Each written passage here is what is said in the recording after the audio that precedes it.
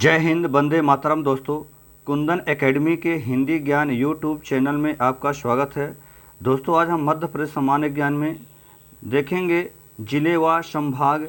चूँकि मैंने पिछली क्लास में मध्य प्रदेश के 52 जिले और 10 संभाग के बारे में बताया था। हमारा जो पढ़ने और पढ़ाने का जो क्रम था, तो हमने एक ऐसे लॉजिक के माध्यम से पढ़ाया था कि ऐसे पहले संभागों को पढ़ा जाएगा जिनमें सबसे कम जिले आते हैं, फिर एक एक करके बढ़ते क्रम में हम पढ़ते चलेंगे।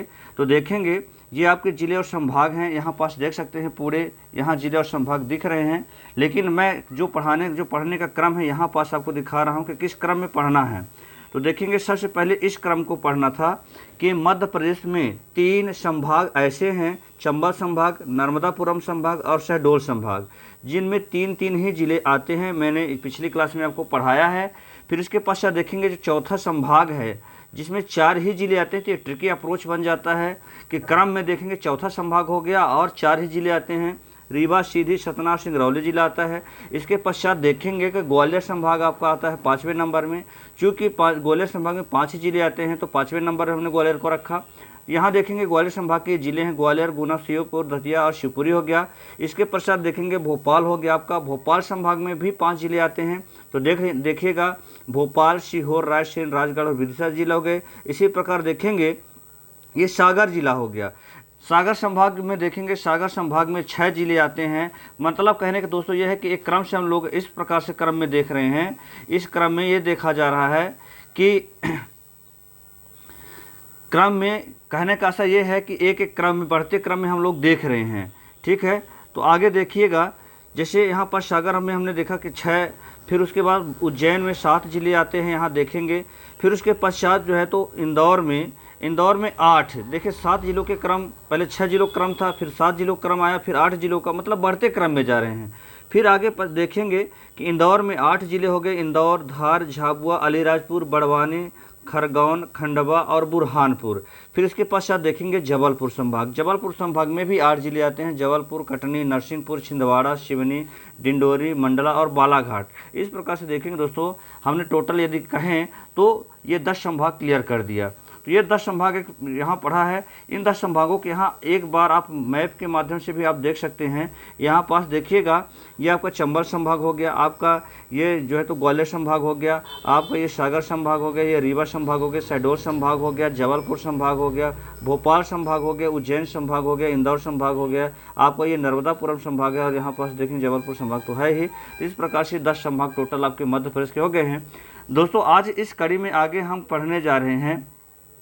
सबसे पहले चंबल संभाग के अलग अलग जिलों को पढ़ाने जा रहे हैं, मतलब हम विस्तार से पढ़ने जा रहे हैं। एक नज़र में मैंने आपको ये बताया है, आज हम चंबल संभाग को विस्तार से बताने जा रहे हैं। तो दोस्तों देखेंगे, कंटिन्यू बने रहिएगा। और आज हम पढ़ाने जा रहे हैं चंबल संभाग को।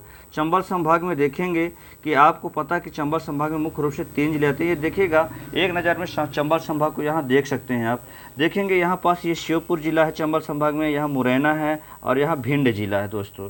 ठीक है, तो आज चंबल संभाग में हम भिंड जिला को पढ़ेंगे। कौन सा जिला? भिंड जिला को पढ़ेंगे दोस्तों। तो देखेंगे भिंड जिला का यदि इसकी सीमा की बात किया जाए तो देखेंगे इधर जो है तो उत्तर प्रदेश की सीमा से संपर्क करता है, लेकिन मध्य प्रदेश में देखेंगे यहाँ मुरैना से टच करता है, यहाँ ग्वालियर से टच करता है और यहाँ पास दतिया से टच करता है, स्पर्श करता है। तो कुल मिला के मध्य प्रदेश के 3 जिलों से, मुरैना, ग्वालियर और दतिया से भिंड जिला जो है तो संपर्क रखता है। और उधर देखा जाए तो जो है तो उत्तर प्रदेश से संपर्क रखता है। चंबल संभाग में देखेंगे चंबल नदी का तराई क्षेत्र कहलाता है। अब एक एक करके हम चंबल संभाग में भिंड, मुरैना और श्योपुर को देखेंगे। आज हम विशेष रूप से पढ़ने जा रहे हैं भिंड जिले को। तो भिंड की क्या क्या विशेषताएं हैं, भिंड किस लिए जाना जाता है, आज इसके बारे में हम देखेंगे। सबसे पहले देखेंगे भिंड का नामकरण जो है तो ऋषि भिंड के नाम पर रखा गया था। क्या दोस्तों, जो भिंड जिला का नाम है, भिंड नामक ऋषि के नाम पर इनका नाम पड़ा था, इस जिले का नाम पड़ा था। यदि कुछ कुल क्षेत्रफल की बात किया जाए तो क्षेत्रफल है 4459 वर्ग किलोमीटर दोस्तों। क्या? 4459, 4459 वर्ग किलोमीटर भिंड जिले का क्षेत्रफल है।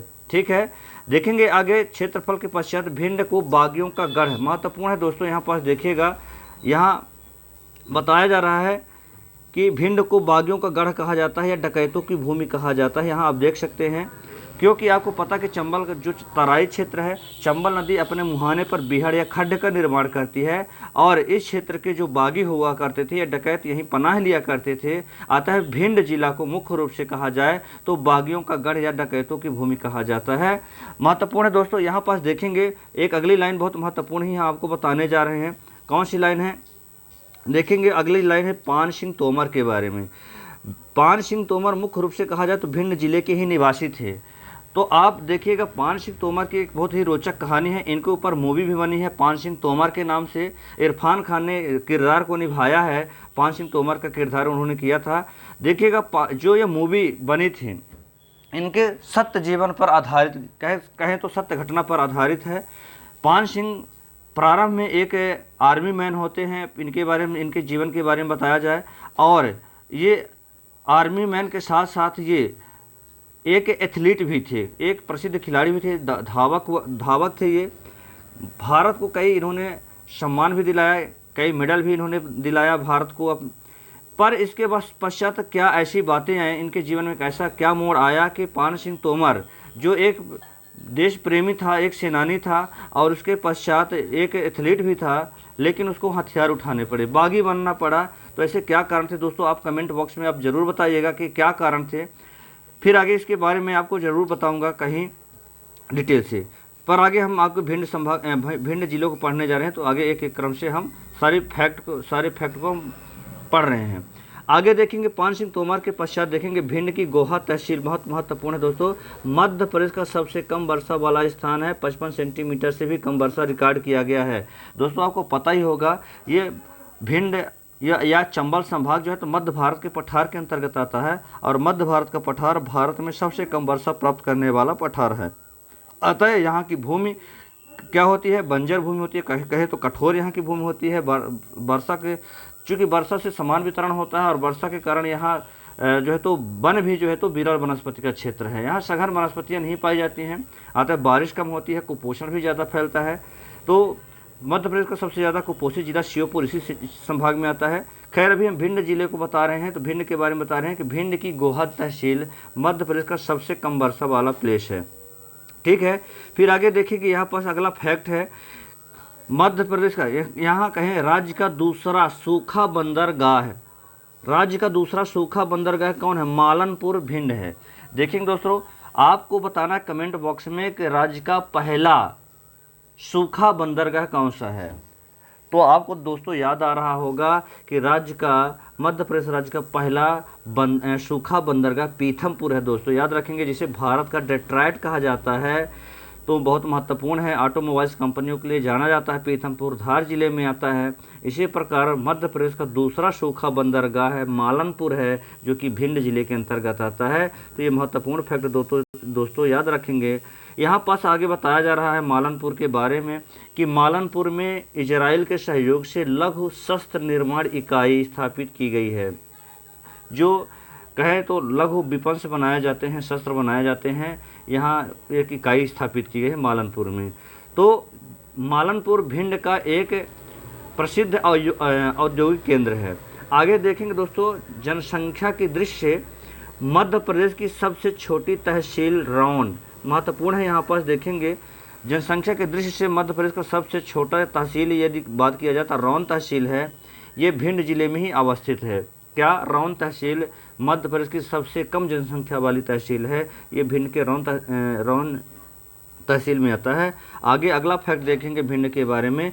भिंड मध्य प्रदेश का न्यूनतम अनुसूचित जनजाति ST शेड्यूल्ड ट्राइब जनसंख्या वाला जिला है। मध्य प्रदेश में सबसे कम अनुसूचित जनजाति के लोग कहाँ निवास करते हैं, भिंड में। तो ये भी एक अगला फैक्ट मिला दोस्तों आपको। ऐसे ही फैक्ट ये महत्वपूर्ण परीक्षा उपयोगी फैक्ट हैं दोस्तों।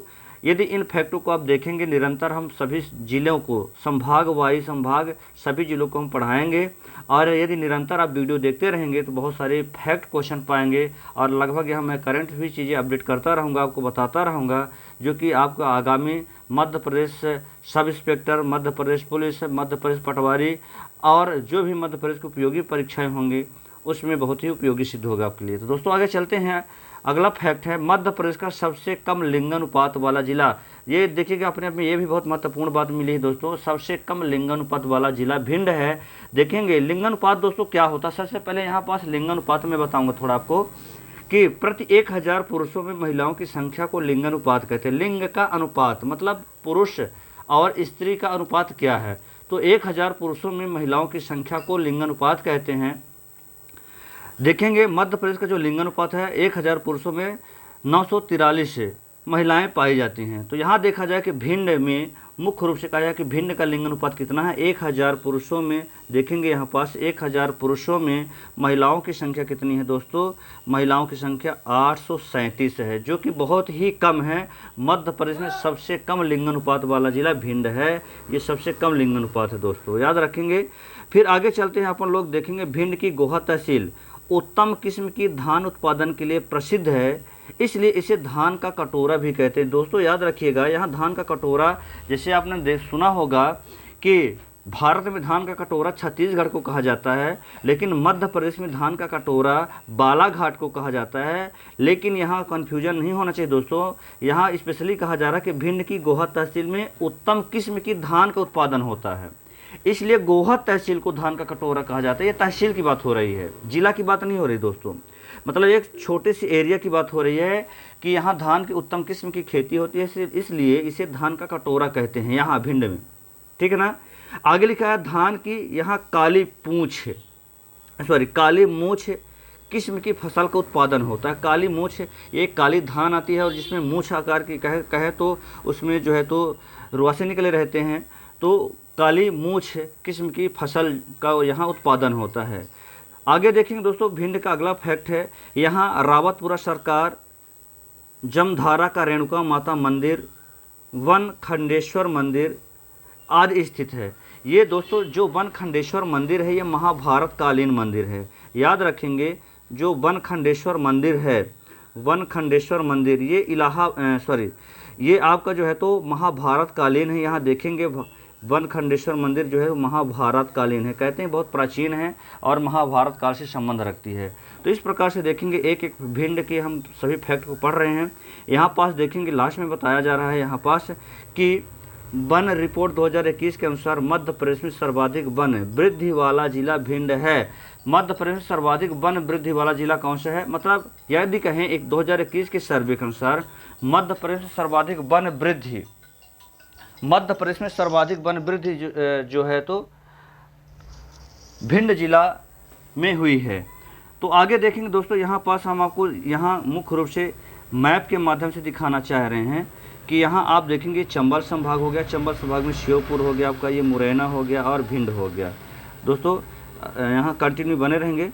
ये आपका ये चंबल संभाग है, देखेंगे एक तरह से कहा जाए, और यहाँ पास श्योपुर हो गया, मुरैना हो गया और भिंड। आज की क्लास में हम लोगों ने भिंड को पढ़ा है और भिंड से संबंधित जितने फैक्ट हैं मैंने वो सारी चीज़ें हमने आपको दिखाया है। और इसके पश्चात देखिएगा आगे हम मुरैना पढ़ेंगे और मुरैना के पश्चात एक एक करके सभी फैक्ट्स को हम लोग पढ़ते चलेंगे। यहाँ पास देखिएगा तो मुरैना हो जाएगा, फिर श्योपुर हो जाएगा, फिर अगले संभाग को पढ़ेंगे हम लोग, ठीक है। तो दोस्तों बने रहिएगा। आज के लिए इतना ही। गुड डे, धन्यवाद, मुस्कुराते रहिए।